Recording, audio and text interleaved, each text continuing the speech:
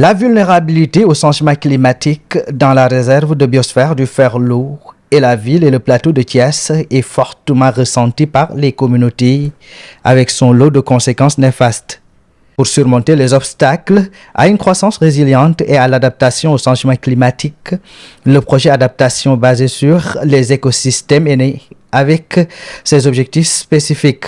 De perte de biodiversité, de perte d'espace culturel, et c'est tout le sens de développer des initiatives pour aider ces communautés à s'adapter et aussi les écosystèmes à mieux résister à ce phénomène climatique. Nous avons noté par exemple au niveau de la ville de Thiès des phénomènes assez aussi importants, notamment d'inondations qui sont liées à de l'érosion ou bien en tout cas un ruissellement qui impacte fortement le cadre de vie au niveau de la ville de Thiès. À court terme, le projet travaillera à réduire les risques d'inondation dans le plateau et la ville de Thiès et promouvoir la remontée biologique dans la réserve biosphère du Ferlo.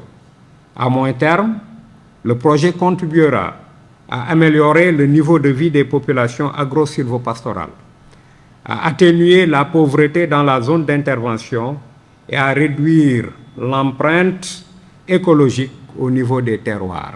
Ce projet vient donc s'attaquer aux principales causes de la vulnérabilité au changement climatique dans la réserve de biosphère du Ferlo et la ville et le plateau de Thiès. L'exécution du projet est confiée à l'Agence sénégalaise de reforestation et de la Grande Muraille Verte.